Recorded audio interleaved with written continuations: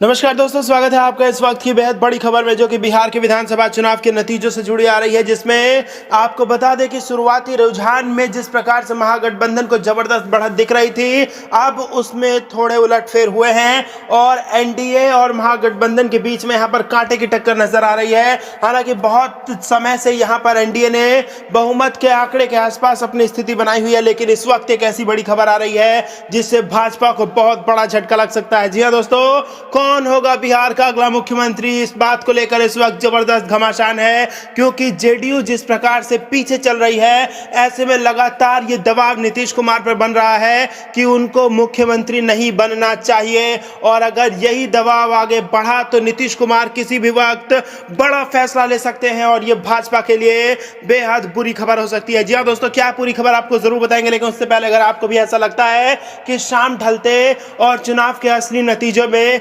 महागठबंधन की सरकार बनेगी, तो आप अभी इस वीडियो को लाइक कीजिए और इस लाल बटन को दबा के इस चैनल को फ्री में सब्सक्राइब करके घंटी बजाकर कमेंट में लिखिए जय हिंद और अगले मुख्यमंत्री का नाम। जी हां दोस्तों, आपको बता दें कि चुनाव के नतीजे यहां पर तेजी से आगे सामने आ रहे हैं, लेकिन कोरोना काल में जिस प्रकार से ईवीएमओ की संख्या बढ़ाई गई थी, बूथ की संख्या बढ़ाई गई थी, इसको लेकर हम आपको बता दें कि अभी 2 बजे तक महज 20% वोटों की ही गिनती हो सकी है। 80% वोट, 80% मतदाता क्या चाहते हैं, यह अभी भी रहस्य बना हुआ है, जो कि शाम तक ज्यादा स्पष्ट होगा। लेकिन इसी बीच एनडीए और महागठबंधन के बीच कांटे की टक्कर तो बनी है, लेकिन भाजपा के लिए एक बेहद बुरी खबर सामने आ रही है और अब नीतीश कुमार पर इस बात का दबाव बनाया जाने लगा है कि अगर यह स्थिति रहती है जिसमें एनडीए को जीत मिल रही है लेकिन जेडीयू के पास बहुत कम सीटें हैं, ऐसे में नैतिकता के आधार पर नीतीश कुमार को मुख्यमंत्री का पद नहीं चुनना चाहिए, यह दबाव बन रहा है। और अगर इस दबाव से नीतीश कुमार नाराज हुए तो बेहद बड़ा फैसला ले सकते हैं, जिससे भाजपा को नुकसान होना तय है और आरजेडी यहां पर किसी भी वक्त खेल पलट सकती है। जी हां दोस्तों, चिराग पासवान जो एक तरीके से किंग मेकर के रोल में आना चाहते थे, वो इस वक्त संभव नहीं लग रहा है। लग नहीं रहा है कि सत्ता की कुंजी चिराग पासवान के जेब में हो, लेकिन यहां पर नीतीश कुमार का बयान इस वक्त सबसे ज्यादा इंतजार कराने वाला बयान है और बिहार की हर एक जनता को नीतीश कुमार के बयान का इंतजार है। क्या रुख बैठेगा ऊंट बिहार के चुनाव का, हम आपको पल पल की खबर देते रहेंगे, लेकिन एनडीए के भीतर फूट की खबरें नतीजे वाले दिन भी आ रही है और यहां पर मुख्यमंत्री पद को चुनना इतना आसान नहीं होगा। इस वक्त की यही बेहद बड़ी खबर है। दोस्तों, हमारे चैनल के साथ बने रहिए, बिहार चुनाव की पल पल की अपडेट्स आपको देते रहेंगे। लेकिन उससे पहले अगर आपको भी ऐसा लगता है कि शाम तक महागठबंधन की बिहार में सरकार होगी, तो वीडियो को लाइक करके लाल बटन को दबा के चैनल को फ्री में सब्सक्राइब करके घंटी बजाकर ज्यादा लोगों तक वीडियो शेयर कीजिए और हमें कमेंट में अगले मुख्यमंत्री का नाम जरूर बताइए। दोस्तों, रुक करते हैं अगली बड़ी खबरों की तरफ। चुनाव के नतीजे आने शुरू हो गए हैं। बैलेट बॉक्स जब खुला था उस वक्त महागठबंधन ने जबरदस्त जंप लगाई थी, लेकिन बीच में यहां पर कांटे की टक्कर देखने को मिली। अभी भी मामला फंसता नजर आ रहा है, लेकिन अगर राजनीतिक पंडितों की बात माने तो यह पूरा का पूरा फैसला आरजेडी के पक्ष में जाने वाला है। आपको क्या लगता है, कमेंट करके हमें जरूर बताइए कि फैसला किसके पक्ष में जाएगा। लेकिन आपको बता दें कि आरजेडी और जेडीयू की अगर मौजूदा स्थिति देखी जाए तो वो कहीं ना कहीं ये बताती है कि बिहार की जनता ने नीतीश कुमार के खिलाफ वोट किया है। जी हां दोस्तों, किसी इमोशन में ना फंसकर बिहार की जनता ने अपना रुख स्पष्ट किया है और नीतीश कुमार के खिलाफ वोट करने के बाद आरजेडी और जेडीयू के बीच में जो जीत का फासला है उसको काफी ज्यादा बढ़ा दिया है। डबल के आंकड़े हम आपको दे रहे हैं, 40 जेडीयू 80 आरजेडी, और ये कहीं ना कहीं बिहार की जनता के रुझान बता दी। दोस्तों, बिहार चुनाव के नतीजे की पल पल की अपडेट्स हम आपको देते रहेंगे, लेकिन उससे पहले वीडियो को लाइक करके लाल बटन को दबा के चैनल को सब्सक्राइब करके घंटी बजाना ना भूलें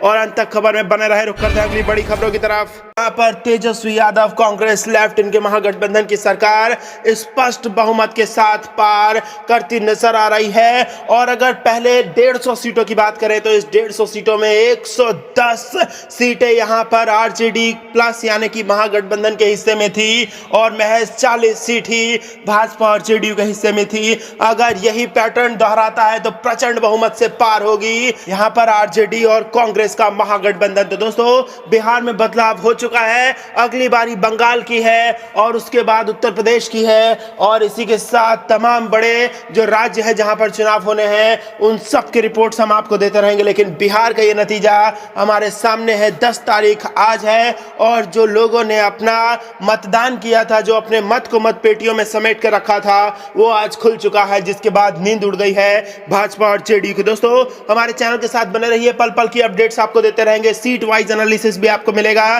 कि किस एरिया से कौन सी पार्टी कितनी जीत हासिल कर सकी है, सब कुछ आपको बताएंगे। लेकिन वीडियो को लाइक करके चैनल को सब्सक्राइब करके घंटी बजाना ना भूलिए और लोगों तक शेयर कीजिए। दोस्तों रुक करते हैं अगली बड़ी खबरों की तरफ। बिहार इलेक्शन 2020। तेजस्वी के बर्थडे पर तेज प्रताप बोले, मैंने छोटे भाई को सीएम की कुर्सी का उपहार दिया। जी हां दोस्तों, मंगलवार 10 नवंबर को नतीजे आने के साथ ही बिहार विधानसभा चुनाव संपन्न हो जाएगा।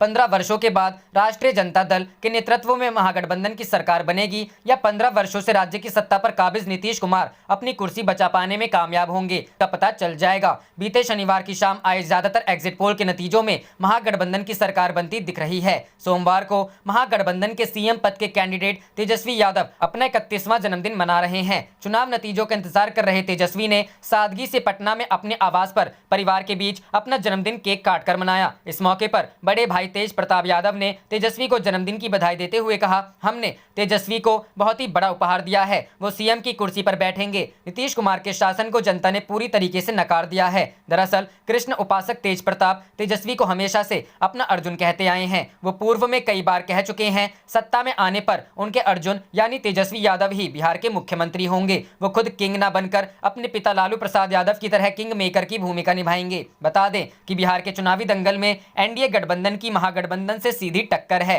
कोरोना काल में विधानसभा की 243 सीटों के लिए 3 चरणों में चुनाव करवाया गया था। प्रथम चरण में 28 अक्टूबर को 71 सीटों पर, दूसरे चरण में 3 नवंबर को 94 सीटों पर और तीसरे चरण में 7 नवंबर को 78 सीटों के लिए मतदान हुआ था। अब सिर्फ वोटों की गिनती होनी है, जो मंगलवार 10 नवंबर को सुबह 8 बजे से होगी। रुक करते हैं अगली खबर की तरफ। बिहार विधानसभा चुनाव, कांग्रेस का भाजपा पर हमला, कहा बिहार के लोग स्वाभिमानी, कितनी भी कोशिश कर ले नहीं बिकेंगे। जी हां दोस्तों, बिहार विधानसभा चुनाव के नतीजे का मंगलवार 10 नवंबर को आने वाले हैं। नतीजे आने के पहले ही दलों को विधायकों को टूट का डर सताने लगा है। इसी को लेकर कांग्रेस ने भाजपा पर हमला बोला है। सोमवार को कांग्रेस नेता और बिहार कांग्रेस के पर्यवेक्षक अविनाश पांडे ने कहा, बिहार के लोग स्वाभिमानी, भाजपा कितनी भी कोशिश कर ले कांग्रेस का एक भी विधायक नहीं बिकेगा। ज्ञात हो कि बिहार चुनाव पर आए एग्जिट पोल के अनुसार इस बार राज्य में महागठबंधन की सरकार बनने की संभावना जताई है, जिसके बाद कांग्रेस पार्टी सतर्क हो गई है। परिणाम आने के पहले ही कांग्रेस अध्यक्ष सोनिया गांधी ने अपने विधायकों में टूट से बचाने और उन्हें एक रखने के लिए पार्टी प्रवक्ता रणदीप सुरजेवाला और अविनाश पांडे को बिहार भेज दिया है। बिहार कांग्रेस के पर्यवेक्षक पांडे ने कहा, बिहार को देश का सबसे स्वाभिमानी राज्य माना जाता है। बिहार के लोग सब कुछ सहन कर सकते हैं, लेकिन कोई छल बर्दाश्त नहीं कर सकते हैं। अपने आखिरी कार्यकाल में नीतीश जी और भाजपा ने विधायकों को खरीदने के कई प्रयास किया। उन्होंने आगे कहा, वे जितना चाहे उतना प्रयास कर सकते हैं, लेकिन कांग्रेस या महागठबंधन के किसी भी विधायक को नहीं रोक पाएंगे। हमारे सभी निर्वाचित प्रतिनिधि अपनी जिम्मेदारियों को जानते हैं और बिहार के लोगों को कुछ अच्छा देना चाहते हैं। मुझे नहीं लगता कि महागठबंधन के किसी भी विधायक लालच में आएगा। अविनाश पांडे ने भाजपा पर हमला बोलते हुए कहा, चाहे वह सांसद हो, गोवा, मणिपुर, कर्नाटक या कोई अन्य राज्य, भाजपा सत्ता में आने के लिए अश्व व्यापार की श्रृंखला चलाती है। विश्वास है कि बिहार में ऐसी स्थिति नहीं होगी। करते हैं अगली खबर की तरफ। मानहानि मामले में लालू को बड़ी राहत, विशेष कोर्ट ने रांची जेल से रिहा करने के आदेश दिए। जी हां दोस्तों, एमपी एमएलए विशेष कोर्ट के विशेष न्यायिक दंडाधिकारी अभिषेक रंजन ने बुधवार को रांची के होटवार जेल में बंद राजद सुप्रीमो लालू प्रसाद को मानहानि के मामले में जेल से जमानत पर रिहा करने का आदेश जारी किया। मानहानि मामले में जमानत मिलने के बाद राजद सुप्रीमो लालू प्रसाद की ओर से 10,000 का एक मुचलका विशेष कोर्ट में दाखिल किया गया। विदित है कि राजद सुप्रीमो लालू प्रसाद को सोमवार को रांची जेल से पटना के एमपी एमएलए कोर्ट में ऑनलाइन पेशी हुई थी। इसी दिन उनको नियमित जमानत भी मिली थी। राजद सुप्रीमो लालू प्रसाद के खिलाफ उदय कांत मिश्रा ने मानहानि का यह मुकदमा वर्ष 2017 में दायर किया था। वादी ने लालू प्रसाद पर भागलपुर की एक सभा में परिवार पर आपत्तिजनक टिप्पणी और सृजन घोटाले के नाम पर बदनाम करने का आरोप लगाया है।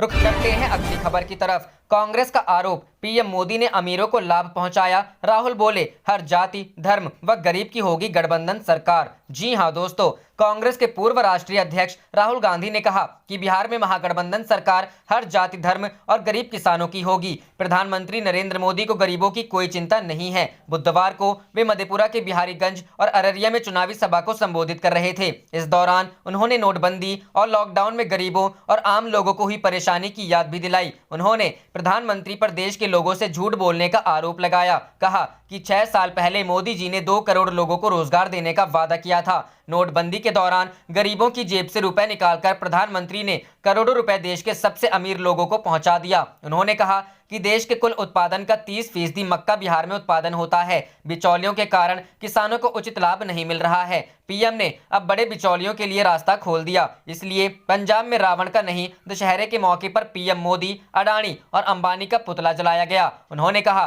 कि बिहार में कोई भी सड़क चलने लायक नहीं है। गन्ना उत्पादकों के लिए चीनी मिल नहीं है। बाढ़ से हर साल तबाही होती है। रोजगार के अभाव में बिहार के युवक दूसरे प्रदेशों में पलायन करते हैं। उन्होंने कहा कि वे गारंटी देने आए हैं कि महागठबंधन की सरकार गरीब, किसान और हर जाति धर्म की होगी। आप देख रहे थे आपका अपना चैनल जय हिंद, जय भारत।